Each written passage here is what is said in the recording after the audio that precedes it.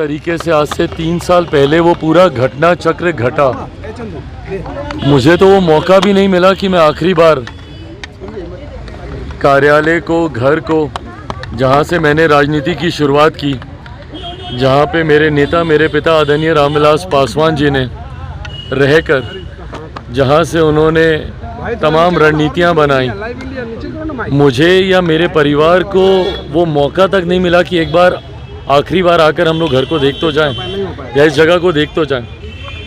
बहरहाल कोई शिकायत मुझे कभी किसी बात की नहीं रही। इतना ज़रूर है कि मेरे पिता की यादें यहाँ से जुड़ी हुई थी।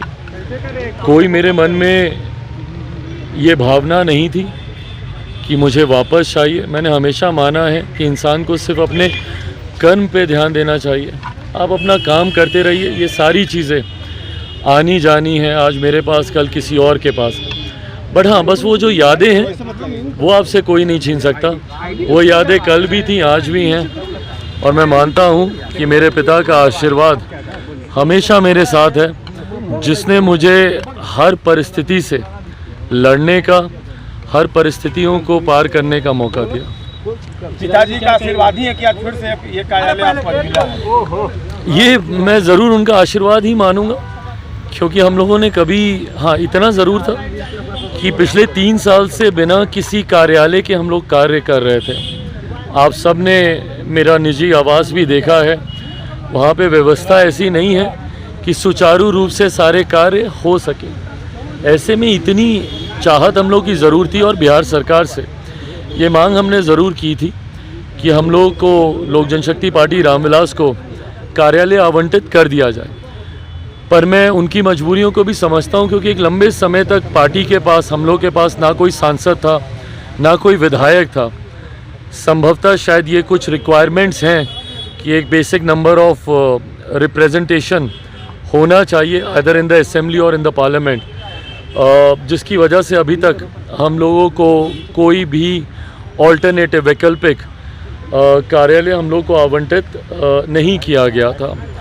पर लोकसभा चुनाव के बाद पुनः हम लोगों ने ये मांग रखी, प्रदेश के द्वारा ये मांग रखी गई, हमारे अध्यक्ष जी के द्वारा, राजू तिवारी जी के द्वारा ये आग्रह किया गया था बिहार सरकार को कि हम लोगों को अब एक कार्यालय आवंटित कर दिया जाए, क्योंकि अब 5 सांसद हैं और आने वाले समय में बिहार विधानसभा के चुनाव भी हैं, उसको लेकर भी मजबूत तैयारी करनी है।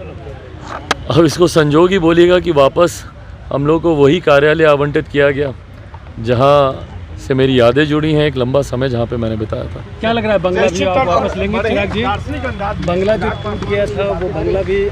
भाई, मैं किसी चीज़ को वापस लेने की मेरे अंदर कोई ना कोई जिद है, ना कोई मनसा है। मैंने बार बार मैंने कहा है, मेरे लिए, मैं ईमानदारी से बोलता हूँ, ये कोई उपलब्धि या कोई मेडल नहीं है जिसको मैं सीने पर लगा के घूमने वाला हूँ।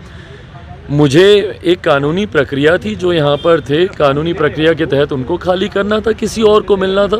संजोग की बात है कि मुझे मिल गया।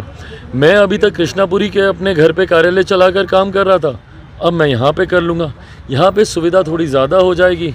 आप सब भी जब वहाँ आते थे, ना बैठने की व्यवस्था थी, ना बातचीत करने की व्यवस्था थी।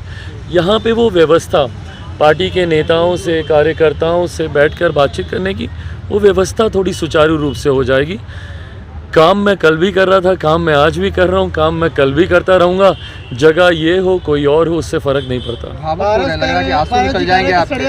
अरे नहीं भाई, हाँ इतना ज़रूर है कि यादें तो हैं ही, इस घर से बहुत जुड़ी हुई हैं, और यादें सिर्फ मेरी, मेरे पिताजी की नहीं, पूरे उस परिवार की रही हैं।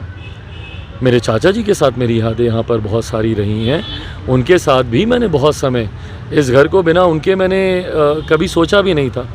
पर जो परिस्थितियाँ उन्हीं के द्वारा बना दी गई, अलग अलग समय में अलग अलग परिस्थितियाँ हम लोग के सामने आई हैं। मैंने कल भी उन परिस्थितियों का डट के सामना किया था, आज भी कर रहा हूँ, कल किसी नए स्वरूप में आएंगी वो भी करूँगा।